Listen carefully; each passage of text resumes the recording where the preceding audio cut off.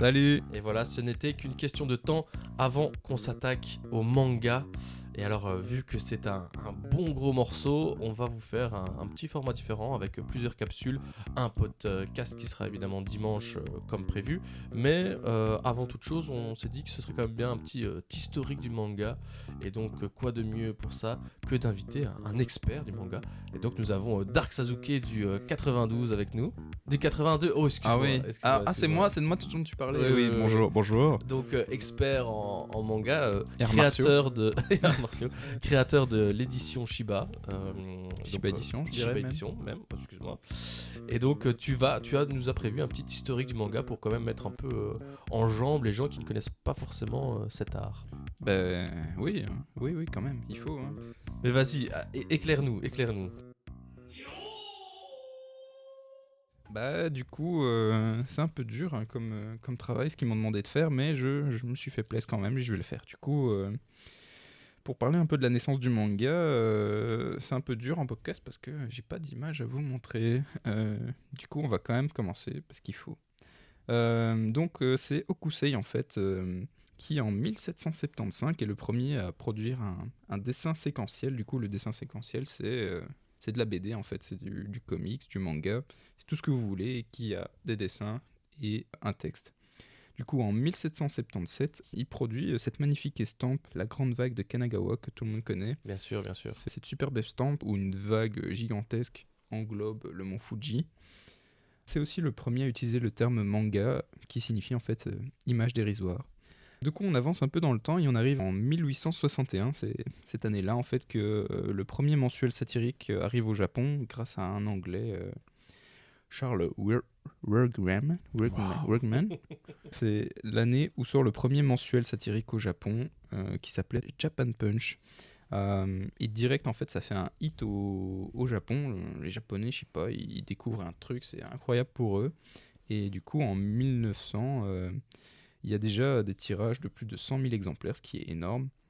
Ben, il y a un éditeur qui se dit putain, il y a un marché à prendre. Et en fait Kodansha va créer des magazines, mais il va se spécialiser un peu. Il va faire le Shonen Club pour les garçons et le Shoujo Club pour les filles. Bah, c'est à partir de maintenant que je dois expliquer aux néophytes un peu ces termes bizarres. C'est des termes techniques là. C'est japonaiserie, comme diraient certains extrémistes. Voilà. Les shonen, qu'est-ce que c'est? En fait, ça veut dire littéralement garçon et adolescent en japonais. Et ça s'adresse évidemment à un public jeune et masculin. C'est les One Piece, Dragon Ball, Naruto, que tout le monde connaît. Où un jeune héros attachant va casser des gueules et gagner, entre autres, grâce au pouvoir de l'amitié contre les grands méchants pas beaux. Évidemment. Et il y a, après, je les ai un peu classés en ordre de popularité, hein, on va pas se mentir. Les shonen, c'est ce qui se vend le plus. Après, on a juste les seinen.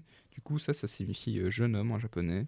Et ça aborde des thèmes un peu plus matures, un peu plus dark. On a des titres tels que Monster, Les Trois Adolphes, Blue Giant. Et du coup, c'est des mangas de bonhomme, quoi.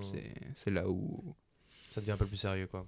Ouais, où il y a une vraie histoire. Enfin, une vraie histoire. On va retirer ça aussi. Oh là là, ça tire à balles réelles. On va retirer ça, Daniel, merci. On parle peut-être plus de sujets un peu plus réels, dirait-on. On va dire des sujets plus sérieux. Plus adultes. Plus adultes, voilà, tout à fait. C'est ce que je voulais dire, désolé, pardon, soumis ma scène. Après, on a évidemment les shoujo, qui veut dire fille en japonais. Je vais pas vous faire un dessin, c'est des mangas qui s'adressent à des jeunes filles et dont on parle de romance. Tiens. Et généralement, c'est cliché, mais généralement, à 99% des cas, une jeune et jolie fille aux grands yeux tombe malheureusement dans un triangle amoureux où elle doit choisir entre le ténébreux Sasuke et le joyeux Naruto. Bravo. C'est bien ça. C'est très cliché tout ça, il me semble. C'est très cliché, mais c'est malheureusement la vérité. En tout cas, dans la production. Oui. Française actuelle. Après, il y a évidemment plein d'autres sous-genres, attention, pas sous-genres dans le mode ils sont au plus bas level, t'inquiète, on a compris. Mais c'est un autre genre qui est moins représenté. Voilà. Du coup, on a les yaoi ou les ladies comics pour les japonais d'entre nous. Hein. On a les Yuri et les hentai et tout ça. Allez on faire va- une petite recherche Google. On Voilà. imagera ça, hein, bien sûr, dans le podcast, sur la vidéo YouTube. Voilà. C'est ça. Ouais, on a de très belles vidéos partout sur l'internet. Des très belles images. De hentai surtout, voilà. Bah maintenant, je vais vous parler de l'homme qui a un peu pérennisé le manga, qui a vraiment transformé le manga en art et qui nous l'a fait connaître en fait à nous, Européens. C'est évidemment Osamu Tezuka. Bah oui, bien Ouais. sûr. Bah ouais. Enfin, je sais bien, mais après, je vais pas vous faire l'historique parce que vous connaissez. Oui, évidemment. Oui. Mais Ouais, les surtout Léandre. auditeurs, les Surtout auditeurs ne Léandre. connaissent peut-être pas, donc tu vois, Bon. peut-être. Allez, pour les auditeurs, hein, rien que pour les auditeurs, je fais ça, je me sacrifie. Du coup, Osamu Tezuka, attention, info dont tout le monde s'en fout, il est né le 3 novembre en 1928 à Toyonaka. Hein, et en fait, il fait partie d'une famille de médecins qui était du coup un peu friquée quand même. Et il se fait plaisir en fait. Le gars, c'est le seul de la région à avoir un projecteur de film. Et là, le gars, il bing watch quoi. Il se met plaise, il se met dans son petit plaid. Il mate plein de films. Et il y en a un particulier vraiment qui l'a marqué. Mais là, je vous laisse un peu deviner parce que franchement, c'est obvious à mort. C'est un truc. Et quoi que ça. Et donc ça va inspirer un peu tous les mangas futurs. Ça va le caractériser, on va dire. Dessin animé, je pense. Un dessin animé. Ouais. Bon, allez, Vas-y, allez, vas-y, on arrête le suspense. Ouais. C'est Bambi. Ah oui. Je répète, c'est Bambi. Oui, bah oui. Vous avez Évidemment. pas mal entendu, c'est putain de Bambi de Disney. Ouais. Il est tellement fan qu'il l'a vu genre 80 fois. Mhm. En plus, il l'avait pas en DVD. Du coup, il a dû se taper le petit cinéma Ah, de village. Hein, et il l'a vu 80 fois, le con. 80 fois. C'est quand on aime, on ne compte pas. Hein. C'est beaucoup trop, mais bon. Après, si ça lui a permis de faire les 3 Adolphes, moi je dis pourquoi pas, un why not. Et 3 Adolphes et Bambi, c'est la même chose. Hein, il faut vraiment préciser. C'est la même thématique. Franchement, Bon, bah attends, on parle de 3 Adolphes depuis tantôt, mais on parle bien de Adolphe. bah il y en a un des 3, c'est Ok, Adolf Hitler. ok, Ouais. ok. Ouais, c'est. Bah, du coup, en fait, je sais pas si vous avez vu Bambi récemment, mais il y a une des Hier, ouais. Ouais, bah moi aussi, ça tombe bien. Ouais. Du coup, une des particularités de ce film, c'est les putains de grands yeux des animaux. En fait, C'est vrai. ils sont vraiment énormes. Du coup, pour Tezuka, le fait de faire des grands yeux, ça va lui permettre de mieux retranscrire les émotions. Pour lui, c'est hyper important, les émotions. Et c'est lui qui va donc instaurer la norme des grands yeux, si je puis dire, au Japon. Et du coup, tous les clichés qui vont tourner autour, malheureusement. Du coup, avant Tezuka, avant qu'il publie son premier manga en 1947, qui était L'île au trésor, le Japon, il connaît que des dessins animés et des mangas sur la propagande, parce que c'est avant la guerre. Évidemment. Et du coup, c'est que des trucs patriotiques et terriblement nuls. Mhm. Tezuka, comme il a vu plein de films, il va faire un truc de ouf, il va se dire, je vais utiliser tout ce qu'on fait dans le cinéma, je vais le mettre en manga en fait. Et du coup là, il fait le gueudin, il utilise des zooms, des travelling, des contre-plongées.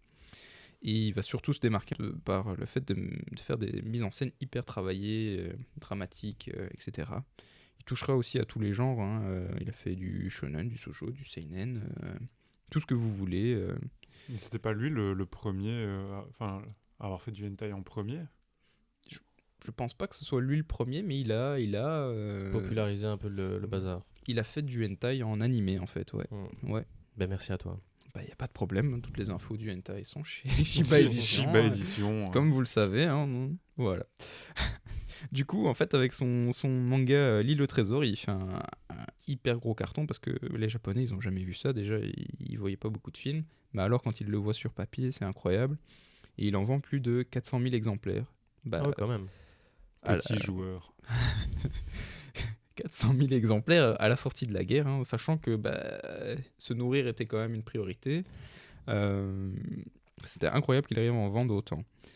Mais ça, c'est pas le plus incroyable, je vais vous dire, parce que le gars, c'est un bourreau de travail. En même temps qu'il fait des petits mangas, hein, comme diraient certains, il fait des études de médecine. Ben oui, évidemment. Parce qu'il a trop de temps, évidemment, parce que, comme on le sait, le travail de mangaka, c'est un travail assez reposant et zen. Oui, et puis papa et maman ont dû sûrement...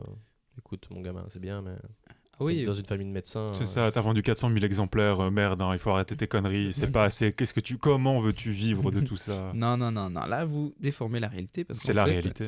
Non, la réalité est que la maman de Tezuka l'encourageait fortement à faire de l'art et qu'en fait Tezuka Ah ouais, il t'étais là était...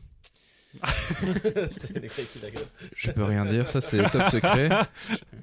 J'ai signé un papier de confidentialité avec Tezuka, je suis désolé. Mais du coup, sa maman m'a dit qu'elle l'encourageait beaucoup à se plonger dans l'art. Et en fait, il faut savoir que Tezuka, il déteste la guerre. Et que Oh. il avait... ouais, fleur au fusil, à la boutonnière même. Et du coup, il avait décidé d'être médecin, enfin de faire des études de médecine, parce qu'en fait, on les envoyait pas au front. Et du coup, c'était un peu Malin, c'était c'est un lâche, peu en fait. un fuck. C'était à la fois un lâche, un génie et... Un peu le Donald Trump Ouais, c'est japonais. ça, quoi. Exactement. On va retirer tout ça tout de suite. Là, je cautionne pas du tout ce qui vient de se passer, ça va. Voilà. Du coup, il finit ses études de médecine au calme. Il continue de dessiner au calme, à faire des succès. Il les enchaîne. C'est une putain de machine. Dans toute sa carrière, ce qui a duré... Enfin, sa carrière n'a pas duré 60 ans, mais sa vie, oui. Et du coup, pendant 60 ans, en fait, il aurait dessiné 180 000 pages. Respect. Et ça fait 5 pages par jour, les gars. Ouais. 5 pages par jour depuis sa naissance. Il est sorti du ventre de sa maman. Il a fait Ouais, c'est ça, quoi. donnez-moi un putain de crayon, une putain de feuille, c'est parti, j'y vais. Et sur son lit de mort, sa femme m'a dit qu'il avait dit je vous en supplie, laissez-moi travailler. En train de mourir, le con. Hein. Il savait pas s'arrêter. Du coup, il a publié plus de 700 œuvres et une septantaine de séries animées. Dont une fameuse plagiée un peu, enfin plagiée, Qui a été plagié. copiée, enfin je dirais violée, mais c'est pas grave, par Disney. Oui, j'ai pas peur. Il s'attaque. Il Fais s'attaque gaffe, à un hein. gros morceau. Hein. J'accuse Disney de... Et du coup, en fait, c'est le fameux Le Roi Lion, je sais pas si vous connaissez. Jamais entendu Après parler. Bambi, on fait tous les classiques, en fait, Ouais, c'est un c'est ça. spécial Disney. C'est un hein, spécial je- Disney. Spécial Disney. Du coup, Tezuka, il a créé une série animée qui s'appelle Le Roi Léo, pour ceux qui ne connaissent pas, où il y a un petit lionceau qui perd son papa, qui s'appelle Kimba. Kimba, le petit lionceau. C'est un chouette concept, ça. C'est franchement, Quelqu'un je devrait le reprendre. pense que les voleurs de chez Disney se sont dit, putain, il y a un truc à faire.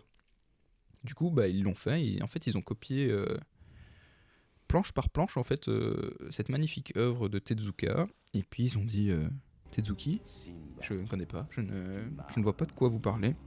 Et il faut savoir qu'ils ont fait ça après la mort de Tezuka, et la famille, quand elle a vu Le Roi Lion, elle s'est dit, c'est chaud quand même. Mais bon, comme papa il adorait Disney et que Disney l'a beaucoup inspiré, on va prendre ça plutôt comme un hommage. Alors que Disney dit Simba, tu m'as oublié. nous, Tezuka, on connaît pas Le Roi Léo. Coïncidence, hein. Bon, après, dernier fun fact, c'est que un mois avant sa mort, il y a l'empereur Hirohito qui est mort. Et en fait, tout le monde s'en est battu les couilles. Enfin, non, quand même pas, mais la mort de Tezuka a eu en fait beaucoup plus d'impact que la mort de l'empereur. Alors que je rappelle que l'empereur est considéré comme le descendant du soleil et une divinité. Ouais, après il avait un peu merdé quand même. Il avait un peu merdé, mais face aux Japonais, enfin pour les Japonais, c'était quand même une divinité. Eh ben, merci beaucoup. Bah, y a pas de problème, hein, quand tu veux, Tezuka, je suis là. Vous en savez maintenant un peu plus sur l'univers du manga, de sa création, etc. Donc on se retrouve dimanche pour un podcast où on va un peu se focus sur un type de manga en particulier, parce que si on s'attaquait à tous les mangas, évidemment, on vous fait une émission d'une journée, voire deux, voilà, voire une ça aurait semaine. ça aurait été très compliqué, évidemment. Ouais, j'avoue.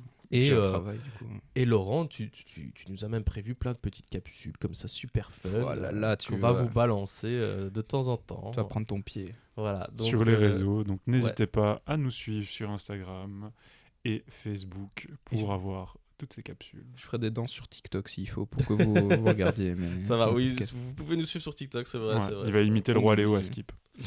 Allez, à dimanche. À dimanche. À dimanche.